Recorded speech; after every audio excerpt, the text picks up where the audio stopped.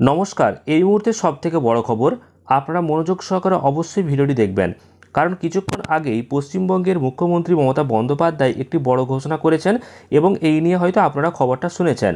এবং তিনি জানিয়েছেন যে গ্রামাঞ্চলের স্কুলেতে শিক্ষকতা করাটা এবার বাধ্যতামূলক করছে রাজ্য সরকার।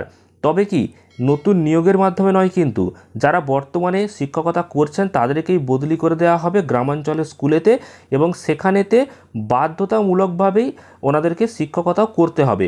তো এই যে নতুন করে বদলি করে দেওয়া হবে, এই সিদ্ধান্ত কেন এসেছে তার প্রধান কারণ হচ্ছে বর্তমানে প্রায় সমস্ত স্কুলেতেই কিছু না কিছু শূন্যপদ রয়েছে, আর বিশেষ করে গ্রামাঞ্চলের স্কুলেতে অনেক শূন্যপদ দেখা যাচ্ছে। তো যেখানে শূন্যপদ বেশি রয়েছে, অর্থাৎ যেখানে শিক্ষক শিক্ষিকা পর্যাপ্ত পরিমাণে নেই, সেখানেতে এবার যে শিক্ষকদেরকে বদলি করে দেওয়া হবে। এবার যখন শিক্ষকদেরকে বদলি করে দেওয়া হচ্ছে, তখন অনেকেই গ্রামাঞ্চলের স্কুলেতে যেতে চাইছে না। তবে এবার রাজ্য সরকার পরিষ্কার জানিয়ে দিয়েছেন যে গ্রামাঞ্চলের স্কুলেতেও শিক্ষকতা করতে হবে এবং এটাই বাধ্যতামূলক, অর্থাৎ চাকরি বাঁচাতে হলে রাজ্য সরকার যেখানে পাঠাবে সেখানেই যেতে হবে। তো এখানেই এবার অনেকেরই প্রশ্ন, অনেক শিক্ষক শিক্ষিকা কিন্তু এবার প্রশ্ন তুলেছেন এবং জানিয়েছেন যে যেখানে শূন্যপদ রয়েছে, বিশেষ করে প্রাথমিক স্কুলে নয়, প্রাথমিক, মাধ্যমিক এবং উচ্চ মাধ্যমিক সমস্ত স্কুলেতেই কিন্তু বর্তমানে কোথাও পর্যাপ্ত পরিমাণে শিক্ষক এবং শিক্ষিকা নেই, অনেক শূন্যপদ রয়েছে। তো যেখানে শূন্যপদ রয়েছে, রাজ্য সরকার চাইলেই কিন্তু নতুন নিয়োগ করে সমস্ত শূন্যপদগুলি পূরণ করতে পারে। তো ছাত্রছাত্রী অনুযায়ী যেখানে শিক্ষক এবং শিক্ষিকার সংখ্যা একটু বেশি, সেখান থেকে শিক্ষক শিক্ষিকাদেরকে বদলি করে দিয়ে যেই সমস্ত জায়গাতে শিক্ষক শিক্ষিকার সংখ্যা কম, সেখানেতে তাদেরকে ট্রান্সফার করে দেওয়া হচ্ছে। এই যে পদক্ষেপ, এই পদক্ষেপ না নিয়ে যারা উচ্চশিক্ষিত বেকার, যারা চাকরির আশায় বসে রয়েছে, তো তাদেরকে যদি সুযোগ দেওয়া হয়, অর্থাৎ নতুন করে যদি নিয়োগ করা হয়, তাহলেই কিন্তু এই সমস্যার সমাধান হয়ে যাবে এবং এটাই অনেকেই জানাচ্ছে। তো এই নিয়ে আপনাদের কি মতামত সেটা কিন্তু অবশ্যই জানাবেন, কারণ রাজ্য সরকার নতুন নিয়োগের পথে না গিয়ে শুধুমাত্র বদলির যে পদক্ষেপ সেটা করতে চাইছে এবং বদলি করেই কিন্তু রাজ্য সরকার চালাতে চাইছে সমগ্র গোটা শিক্ষা ব্যবস্থাকে। কিন্তু সমস্ত স্কুলেতেই বর্তমানে দেখা যাচ্ছে কম বেশি যে শিক্ষক শিক্ষিকা কিন্তু কম, অর্থাৎ ছাত্রছাত্রীর তুলনায় বর্তমানে সরকারি শিক্ষক এবং শিক্ষিকার সংখ্যা কম এবং প্রায় সমস্ত স্কুলেতেই কোনো না কোনো সাবজেক্টের টিচার কিন্তু নেই।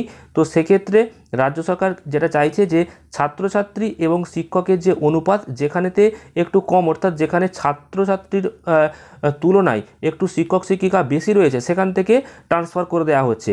আবার একই রকমভাবে যেখানেতে ছাত্রছাত্রীর সংখ্যা বেশি, অর্থাৎ শিক্ষক শিক্ষিকার সংখ্যা সেখানে কম, তো সেখানেতে বদলি করে দেওয়া হচ্ছে। তো এইভাবে বদলির পদক্ষেপটা আপনারা কীভাবে দেখছেন সেটা কমেন্ট করে জানাবেন। নতুন করে নিয়োগ পদ্ধতি চালু করলেই কিন্তু এই সমস্যার সমাধান আশা করা যায় খুব তাড়াতাড়ি করতে পারবে রাজ্য সরকার, কারণ বর্তমানে প্রচুর উচ্চশিক্ষিত রয়েছেন এবং তারা চাকরির জন্য রয়েছেন এবং তাদেরকে যেখানেই চাকরি দেওয়া হবে তারা কিন্তু সেখানেই করতে চাইবে। অর্থাৎ গ্রামাঞ্চলে বর্তমানে হয়তো একটু সুবিধা কম, যাতায়াতের ক্ষেত্রে একটু অসুবিধা হয় বলে বদলি করার জন্য যখন বলা হয় তখন অনেক শিক্ষক এবং শিক্ষিকা না করে। কিন্তু এবার রাজ্য সরকার পরিষ্কার জানাচ্ছে বাধ্যতামূলকভাবে বদলি করলে সেখানেই যেতে হবে। কিন্তু নতুন নিয়োগ করলে যে সমস্ত চাকরি প্রার্থীদেরকে নতুন নিয়োগ করা হবে তাদেরকে যেখানেই চাকরি দেওয়া হবে তারা কিন্তু সেখানেই চাকরি করবে। সেক্ষেত্রে তখন গ্রামাঞ্চল বা শহরাঞ্চল এইসব কিন্তু ভেদাভেদ তারা কখনোই করবে না। সেক্ষেত্রে আপনারা অবশ্যই আপনাদের মতামতটি কমেন্ট করে জানাবেন। মুখ্যমন্ত্রী যে ঘোষণাটি করেছেন যে গ্রামাঞ্চলের স্কুলগুলোতে চাকরি করতেই হবে বাধ্যতামূলকভাবে বদলি করলে, তো সেক্ষেত্রে আপনারা কিভাবে দেখছেন সেটা অবশ্যই আপনারা কমেন্ট করুন। পরবর্তী আপডেটের দিকে আমাদের নজর থাকবে। সেই সমস্ত গুরুত্বপূর্ণ তথ্যগুলো জানতে হলে অবশ্যই ভিডিওটিকে লাইক করবেন, শেয়ার করবেন এবং চ্যানেলটি অবশ্যই সাবস্ক্রাইব করে পাশের বেল আইকনে অল প্রেস করে রাখবেন। ধন্যবাদ।